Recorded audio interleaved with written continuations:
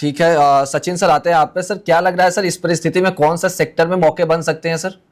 कौन सा सेक्टर मजबूत दिखाई दे रहा है चार्ट के नजरिए से?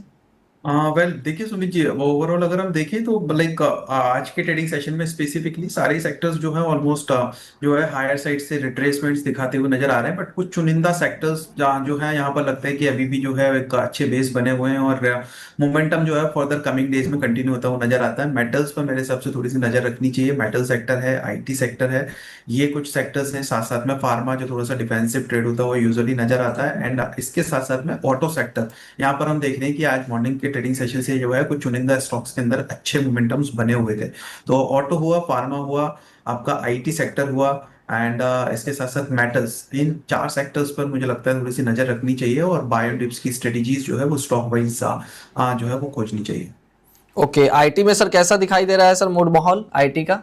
वेल आईटी में ओवरऑल अगर हम देखें तो लाइक लोअर साइड से एक अच्छी रिकवरी मोमेंटम डेफिनेटली जो है वो स्टॉक वाइज देखने को मिले थे। और उसके बाद में थोड़ा सा एक पॉज लेते हुए कुछ चुनिंदा काउंटर्स नजर आए। बट अगर उसके बाद में अगर हम देखें कुछ स्पेसिफिक काउंटर्स पर लाइक कोफोर्स हो गया, आपका इन्फोसिस हो गया, एम्फेसिस हो गया, इन स्टॉक्स के अंदर एक अच्छी स्ट्रेंथ बनी हुई है। मुझे लगता है कमिंग डेज में भी ये मोमेंटम फर्दर कंटिन्यू होना चाहिए। तो यहाँ पर एम्फेसिस पे नजर रहेगी। एम्फेसिस में ओवरऑल अगर हम देखें तो करीब 2480 2470 के आसपास के एक जोन से एक रेजिस्टेंस बने हुए थे, वो फर्दर ब्रेक होते हुए नजर आए हैं। और साथ साथ में एक सिमेट्रिकल पैटर्न्स के ब्रेकआउट्स भी जो है वो स्टॉक के अंदर कंटिन्यू होते हुए दिखाई दिया।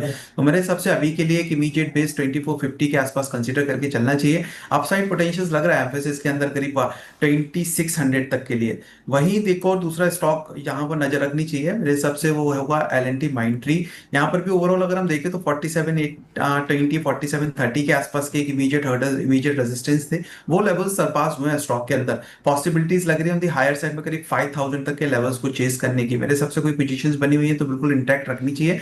4700 4680 ये एक इमीडिएट स्टॉप लॉस हो सकता है एलटीएम के अंदर, जो कंसीडर करके चला जा सकता है। ओके, तो ये रहे आईटी को लेकर के व्यू। पंकज सर, आपसे सर फार्मा को लेकर के सवाल है सर। ग्लैंड फार्मा का नतीजे अच्छे आए थे। ग्लैंड फार्मा में तेजी भी देखी जा रही है जोरदार। अगर पूरे सर फार्मा सेक्टर की बात करें तो फार्मा सेक्टर में क्या कुछ अगले 3 महीने के लिए अगर टारगेट लेके चले तो कुछ मौके बनते दिखाई दे रहे हैं क्या यहाँ? देखिए, जिस तरीके का चार्ट सेटअप जो ग्लेनमार्क का यहाँ पर नजर आ रहा है, एक लोअर लेवल से काफी स्ट्रॉन्ग रेजिलियंस दिखाया। एक बेस बना हुआ था, वो बेस को पूरा रिस्पेक्ट किया जो आज के दिन का था। मुझे लगता है कि 2240 का एक बहुत ही शानदार बेस बनाया हुआ है, जहां से एक मार्केट ने एक अच्छा खासा रेजिलियंस लेते हुए देखने मिला है।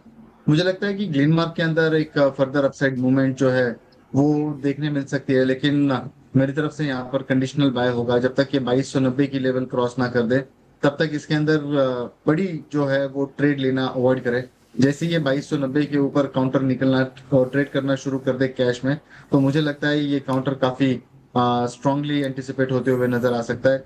2360 रुपए, 2400 रुपए तक के टारगेट्स हम लोगों को आने वाले कुछ 1 से 2 दिनों में देखने मिल सकते हैं। ओके, और सर ग्लैंड फार्मा को लेकर के क्या व्यू है सर आपका? देखिए, आज 7 साढ़े 7% के करीब काउंटर ऊपर ट्रेड कर रहा है। अगर वैसे देखा जाए तो आज जो दिन का लो है 2808 रुपए का, टू बी वेरी प्रिसाइज। लेकिन एक अगर हम लोग पिछले 1.5 घंटे का अगर एनालिसिस करते हैं यहाँ पे, तो 2850 के नीचे काउंटर जाते हुए नजर नहीं आया। और 2850 से एक बार बार एक सपोर्ट लेकर ऊपर आने की कोशिश कर रहा है। मुझे लगता है कि कोई भी डीप अगर ये काउंटर के अंदर इंट्राडे में देखने मिलती है, मेरे ख्याल से वो एक बाइंग अपॉर्चुनिटी होगी। पोजिशनल पॉइंट ऑफ व्यू से मैं देख रहा हूँ कि तो लोअर लेवल का गैप भरने के लिए काफी लंबा समय यहाँ पर लगेगा। तो ऊपरी लेवल पर एक काउंटर जो है वो 2950 रुपए, और 2950 के बाद में काउंटर में एक वन वे अपसाइड मूव जो है वो देखने मिल सकती है। फिलहाल मेरा ये कहना है कि buy on the dips would be the strategy. हालांकि ऊपरी लेवल से काफी फिजल आउट हुआ है, उसको हम एक रिट्रेसमेंट की तरह से देखें। Okay, Sachin sir, Nifty oil and gas को लेकर के क्या व्यू है सर? क्या लग रहा है कि यहाँ से एक मोमेंटम बनता हुआ दिखाई दे रहा है इस सेक्टर में? या वेल बिल्कुल, ओवरऑल अगर हम देखें तो स्टॉक स्पेसिफिक वाइज मोमेंटम इस सेक्टर के अंदर जो है वो बना हुआ है। एंड यहाँ पर कुछ चुनिंदा काउंटर्स, जैसे कि आज के ट्रेडिंग सेशंस में अगर हम देखें तो ऑयल इंडिया लिमिटेड के अंदर एक अच्छा अपवर्ड मोमेंटम यहाँ पे कंटिन्यू होता हुआ नजर आया, करीब 4% के आसपास की तेजी है। तो मेरे सबसे थोड़ा सा चुनिंदा काउंटर्स पर ही फोकस रखे यहाँ पर ट्रेड लेना चाहिए। काफी स्टॉक स्पेसिफिक मोमेंटम जो है वो स्टॉक पर्टिकुलर सेक्टर के अंदर है। अभी के लिए अगर हम देखें तो ऑयल इंडिया के अंदर जो इमीडिएट सपोर्ट एरियाज बन रहे हैं वो करीब 460 1160 के अराउंड के हैं। And on the higher side में जिस तरीके से मोमेंटम कंटिन्यू हुआ है, साथ साथ में एक गोल्डन क्रॉस भी देखने को मिला है चार्ट्स पर 20 एंड 50 डीएमएस का। अपसाइड पोटेंशियल लग रहा है करीब 485 टू 490 तक के लिए ऑयल इंडिया के अंदर कमिंग सेशंस में कंटिन्यू होना चाहिए फर्दर मूवमेंट। ओके, और सर मेटल सेक्टर को लेकर के क्या व्यू है सर? क्योंकि हमने देखा कि जब मार्केट पूरा नहीं चल रहा था, ओवरऑल 2 सालों में फ्लैट रहा है अपना मार्केट, तो उस समय मेटल सेक्टर ने अच्छा खासा रिटर्न दिया था। मेटल को लेकर के क्या अभी यहाँ से भी मौके बन सकते हैं या फिर यहाँ से दूरी बना के रखनी चाहिए? हमें लगता है कि मेटल के अंदर थोड़ा सा फोकस किया जा सकता है अभी के लिए। यहाँ पर भी अगर हम देखें तो हिंद जिंक हुआ, हिंद कॉपर हुआ, नेशनल एल्यूमिनियम हुआ, इवन वेदांता के अंदर भी कुछ पॉजिटिव साइड मोमेंटम कल के ट्रेडिंग सेशंस में नोट किए गए थे। जिंदल स्टील, हिंडाल्को, सारे स्टॉक्स जो है वो बॉटम से थोड़े से रिवर्स होते हुए और अपवर्ड मोमेंटम कंटिन्यू करते हुए नजर आ रहे हैं। यहाँ पर भी अगेन थोड़े से स्टॉक स्पेसिफिक होने की जरूरत है। और हमारे रडार पर जो कुछ स्टॉक्स हैं उसमें से हिंद कॉपर चार्ट्स पर अच्छा नजर आ रहा है, हिंद जिंक अच्छा नजर आ रहा है।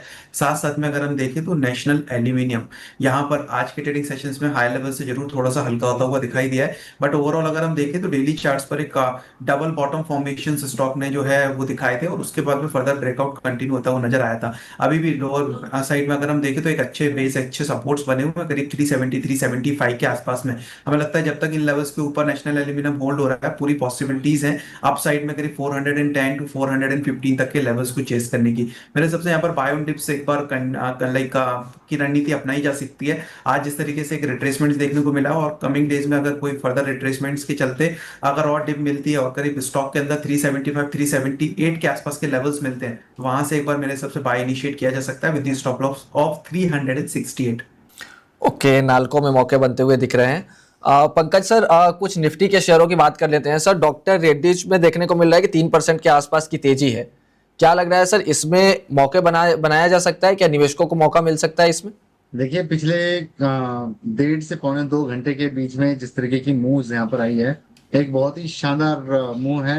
हायर हाइज के ही फॉर्मेशंस देखने मिल रहे हैं यहाँ पे और मोमेंटम काफी स्ट्रांग नजर आ रहा है। जिस हिसाब से वॉल्यूम एक्टिविटी भी यहाँ पर नजर आ रही है दिन के दौरान की, काफी स्ट्रांग वॉल्यूम एक्टिविटी यहाँ पे नजर आ रही है। मुझे लगता है कि ये काउंटर जो है 1225 रुपए तक जाने के लिए रेडी है और ओके। इसका जो स्टॉप लॉस होना चाहिए वो 1180 रुपए के आसपास का मेंटेन करके चलिए।